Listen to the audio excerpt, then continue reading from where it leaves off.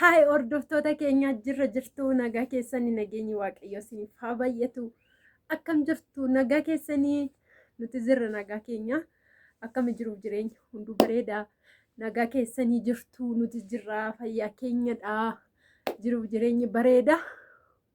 Hordoftoota koo biyya keessa biyya alaa jirtanii akkam jirtu miti nagaa keessanii hin jajjabaattu. Ayyaanni gannoo maal fakkaata isin biraayii qophiin maalirra jirtu? Sinin jenna yaa gannoon indaanqoo minaamni mana hojjetamuun dirqamaa miti. Garuu daabboon filiteeriin minaamni waan hin oolledha jechuudha. Isa immoo qopheessaan jira irra hin jira jechuudha. Akkami isin jirtu nagaa keessan miti nutis jirra nagaa keenya galanni gooftaa tolu baga jiraattanii baga har'a geessanii. Har'a maalan isinitti dhufe seetanii har'a maalan yaade seetanii uffata durumayyuu yaadaan jira yoo garuu baarmela keessaa guuruu baay'ee nuffee jechuudhaan uffata guuruu baay'ee nuffee kun hin bareedaan har'a natti xiqqaatte innaa uffanni koo baay'inaan baarmela keessa jira jechuudha. Biyya arabaadha uffata fiddanii dhufina dhugaa yeroo as geessan sin cinqa malee waa tokko sin hin godhu uffanni immoo uffatameyyuu hin dhumu jechuudha. Waggaatti uffata mana keessaa 3 2 4 yoo qabaattan waggaa tokkoon uffattu jechuudha. Uffata mana keessaa uffata alaallee yaa jijjiirtanii yoo uffattanii yeroo manaa baatan fataa yoo jettanii ariifiidha jechuudhaan. Har'a maalan yaade seetanii namaafan kenna jedhetanii uffata kana namni gaa waanuma qabu namaaf kenna jechuudha. Bituudhaaf humna ofii danda'uu dhabe isuma qabanii namaaf kennu jechuudhaan. Maaliif uffanni taa'ee faayidaa hin qabu. Har'a uffanni koo baay'ee kan uffatamedhas. Kanan biyya arabaadhaa fidedha jechuudha. Muluun isaayyuu har'a maalan yaade seetanii kunoo kana fa'a ijoolleen jiru jechuudha. Ijoolleen harka qalleeyyii as safaran jiru kana kunoo kun fa'a ijoolleen jijjiru jechuudha. Ijoollee harka qalleeyyiin kaleessa garuullee waan kennan namatti hin himan miti hiree dammoo maayyuu rakkoo hin qabu cubbuu hin qabu jechuudha. Yoo himanis yaa nama biraatiifis fakkeenya ta'a. Yoo 2 3 qabdu ta'e isan qabneef kennuudha. Omaayyuu hin fayyadu jechuudha. Kennaa isiniif kennama jedhamti hiree sagalee waaqayyo. Innaa kunoo kana fa'aa jiru ijoolleen shamarran jechuudha. Barattoonni harka qalleeyyotaa kunoo konkolfaa hin uffatu jechuudha. Kanatti mormatti godhatanii innaa kunoo kana nan kennaaf jedhee yaade jechuudha. Dhugaa dubbachuudha baay'ee uffatan uffadhu akkanuma mana keessa taa'a maleeyyuu kun kan mormatti seenuudha. Hin uffatu ijoolleen jechuudhaan innaa kana fa'aa nan kennaaf jedheetan jechuudhaan innaa waan kennan egaa namatti nimiina dhoksaadhumatti godhaa jedhamte sagalee waaqayyo. Garuu yommuu isin maatii koo waan taatanii homaayyuu rakkoo hin qabu. Isin maaltu isinitti dhaga'ama? Maaliif uffata uffatame kenniteef jettu mooyyii?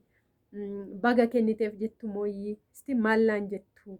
Jedheetanani isiniin mari'achuu dhufe jechuudha. Dura kennuu kootiin dura kennu moo dhiisu? Uffata kana yeroo baay'ee hin argitu hin beektu. Viidiyoo irratti jechuudha yeroo baay'ee nan uffadha jechuudha uffata kana. Garuu amma hin barbaadu jechuudhaan. Innaa kun immoo bijaamaadha. Garuu naannatti gabaabbatti immoo bijaamaadha. Ijoolleedhaaf hin taate ijoollee xixiqqoodhaaf. Xiqqoonatti gabaabbatti jechuudha. Innaa kunoo kana gannoos waan ta'eef waanuma qaban yoo kennan homaa rakkoo hin qabu. Maaliif amma yoo namaaf kennan waaqayyoon jaallata jechuudha. Waan ofee waan qaban irraa yoo namaaf kennani tokko tokko immoo kan amma nama hin qabne iyyuu immoo jira immoo amma namti ani amma uffata isa kana kennuun qabaa maanni yoo taa'e maallaa godhaa dammoo uffata hoo qabaa maalan itti godhaa keessi koos immoo kennuudhuma barbaade jechuudhaan jedheeni kunoo kana fa'aa waaqa ilaala kun fa'aa dhugaa dubbachuuf hin uffatamne jechuudha laala kana maadaamii konnaa bite ganna keessa hin uffanne jechuudha ani maaliif ijoolleen hin uffatu jechuudha calli jedhee taa'uurra uffachaa hin jiru ani waan ta'eef cal jedhee taa'uurra uffatamuu wayyaa jechuudha namni yoo uffate waaqayyo siifaa kennu eebbifamii yoo naan jedhe anaaf waan guddaadha jechuudha eebbi namaa immoo bakka guddaadhaan nama gahaa baay'ee kennuun ariifiidha jechuudha waan qabanirraa kennuun waaqayyoon hin jaallata jechuudha waan hundumaa ofittummaa immoo jaallattu taanaan ofittummaan sirrii miti ani amma fakkeenyaaf waaqa kan warri uffata jijjiiran guutan luwwaaciin jechuudha anamma osoo hin jijjiire uffata amma kana mi'a baay'eettan jijjiirradha garuu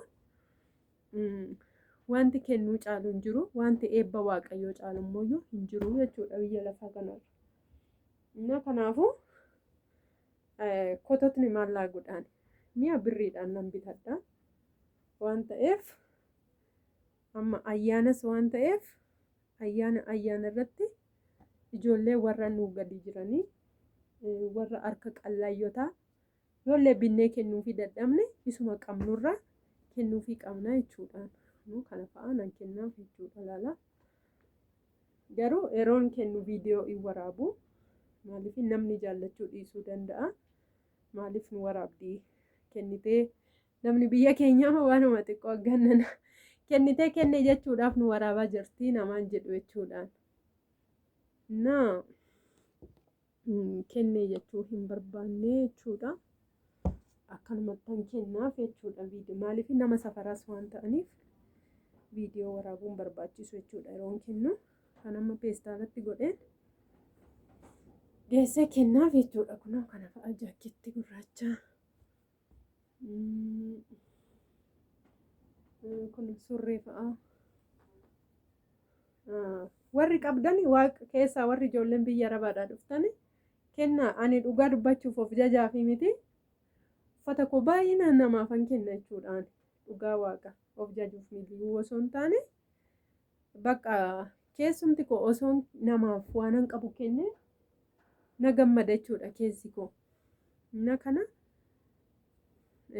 waan qabdanirra kennaa qabittanii namni yoo tuffate haa tuffatu maal sin dhibe garuu isin nama bakka harka qalleeyyiidha osoon kennee fi dasisa jedhaa laata itti gammadaa laata kan jettanii nama yaaddan jira taanaan kennuufiidha jechuudhaan innaa kunoo as keessa peestaala kana keessa godheeni kennaaf jechuudha nama tokko qofaaf miti nama sadii kan kenna kan ijoollee sadii nani dhiraaf jechuudha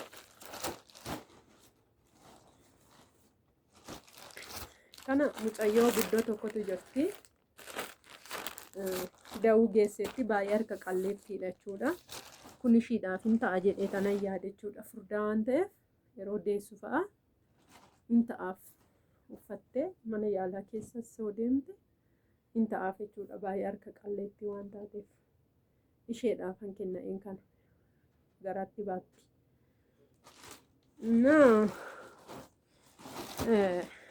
warri qabdani kennaa waaqa kennuu waan gaariidha waaqayyo sin jaallata isa qabdanirra namaa kennitan namni sun haa tuffatu maal sin dhibe salbaajii naa kennite soffattee dhiiste naa kennite sinii naa jedhu garuu sin waaqarraa argatu innaa akkana sinin jedha warri yaada koo kana jaallattan immoo laayik sheer naa godhaa sabskraayibii naa godhaa warri chaanaala kanaaf haaraa taatan sabskraayib godhaa kunoo tuuttaa kanas isheedhaafan kenna eetanii tuuttaa kana dhugaa baay'een uffanne garuu gadi wanni ta'a buukii hara kanaafan hin jaallanne isheedhaan moon kenne kun isheedhaa baay'ee hin uffatte jechuudhaan ishii fayyada. Tuuttaa akkasii baay'ee baay'een qaba dhugaa shurraabii safaana. Ani homaa uffataan biyya arabaadhaa fide baay'ee uffataan jiruun beeku garuu uffadhee homa kanfisu. Innaa isiniin jedhaan hordoftoota koo kunoo feestaala keessan naqaara geesseen kennaaf jedheetanii.